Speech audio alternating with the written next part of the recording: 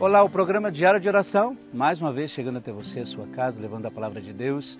E nestes relacionamentos que Jesus tinha com as pessoas, principalmente aquelas, obviamente, mais próximas, e que conheciam também a própria vida de Jesus e por isso o seguiam porque acreditavam na sua palavra e no seu projeto, ou melhor, no projeto de Deus. E com isso, hoje, um dos relacionamentos que foram bem duradouros, um relacionamento, melhor dizendo, que foi bem duradouro, entre Jesus e Maria Madalena. Porque a gente sempre tem aquela primeira visão de Maria Madalena como aquela que Jesus tirou os demônios ou que a perdoou de todos os seus pecados pela vida pregressa que ela tinha e assim por diante. Mas eu gostaria de lembrar mais do que isso. A presença, por causa deste relacionamento, de Maria Madalena com Jesus Cristo. Ou melhor, a sua presença na vida de Jesus Cristo. Isso porque, além dessa questão que nós já sabemos e conhecemos em relação à vida de Maria Madalena, nós temos que lembrar que depois que Jesus foi entregue para ser crucificado, desde o momento do Horto das Oliveiras até o momento da cruz, Maria Madalena esteve ali, ao lado de Maria, presente, em silêncio, sofrendo com Jesus Cristo uma dor que ela não podia evitar, uma situação que ela não podia controlar. E qual foi a atitude dela junto com Maria? De estar presente ao lado de Jesus, para que ele percebesse que ela estava ali. E o silêncio, ele de fato fala muito mais às vezes do que palavras que não são bem ditas, quando em determinados momentos nós estamos junto com pessoas que sofrem e dizemos aquilo que não deveríamos dizer. E Maria Madalena esteve ali, presente em todos esses momentos, não só no momento depois que Jesus foi entregue para ser crucificado, mas antes disso, até o momento que Jesus a tem como uma das suas discípulas, ou melhor, uma das suas seguidoras, que ajudavam a Jesus em todos os aspectos. Foi ela que, em tantos momentos ali, pôde perceber a ação de Jesus Cristo.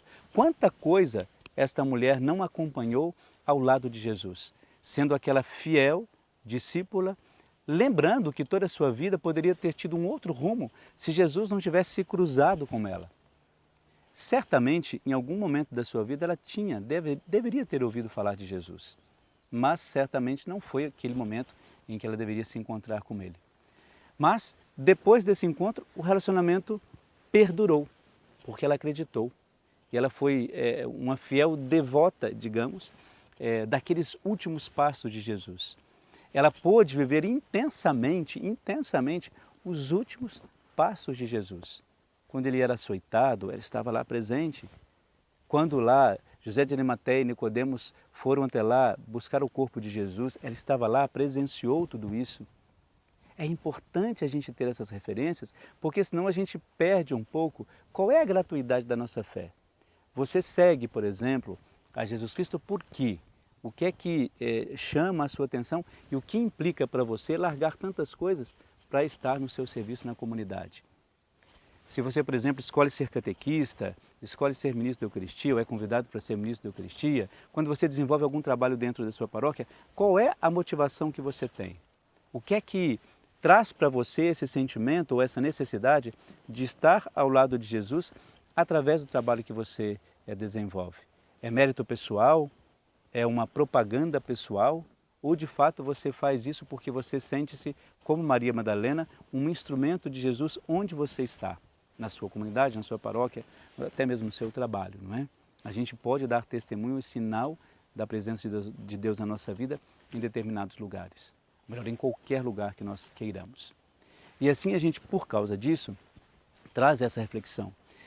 Às vezes, na nossa oração, na nossa vida de oração, é muito importante que a gente aprenda também a silenciar. Não só de palavras é composta a nossa oração. A nossa oração é composta de presença, estar com o próprio Cristo ali. Às vezes nós temos uma compreensão errada sobre isso, não é? E é preciso que a gente reaprenda até mesmo a viver os nossos momentos de oração. Uma vez eu participei de um retiro em que o pregador dizia isso, olha, ao invés de vocês falarem, ouçam, fiquem de fato em silêncio para ouvir aquilo que essa palavra bíblica quer te dizer, aquilo que aquele personagem dentro do texto que você está estudando quer te dizer. Às vezes, a palavra de Deus tem urgência em comunicar alguma coisa a cada um de nós. Mas nós temos tanta urgência em falar, que nós não saboreamos aquilo que nós precisamos ouvir.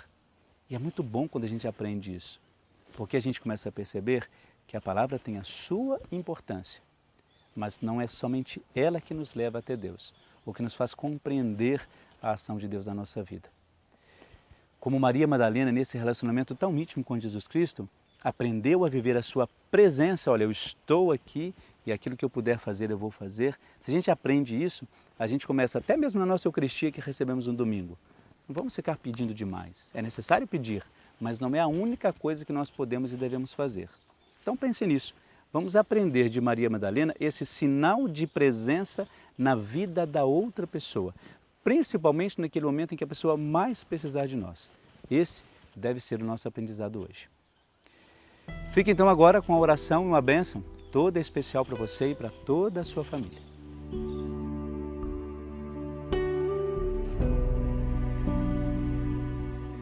A nossa oração de hoje, ela vai para todas as famílias e de uma maneira muito especial para todas as famílias que estão passando por algum momento de dificuldade.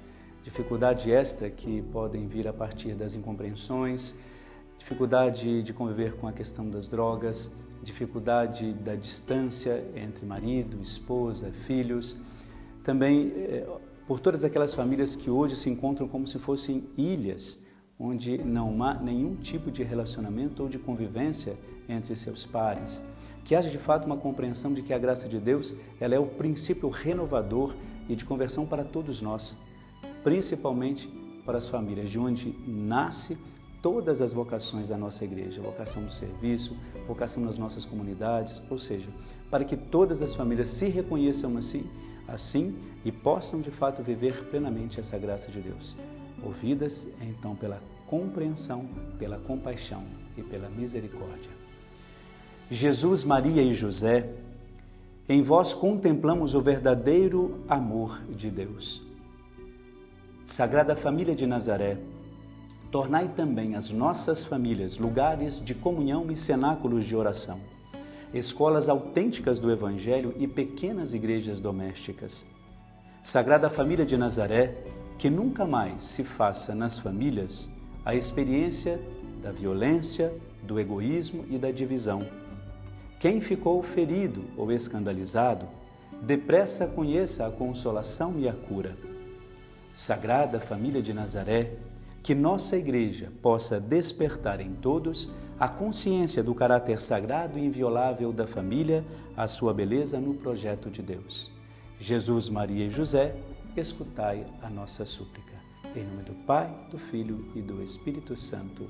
Amém.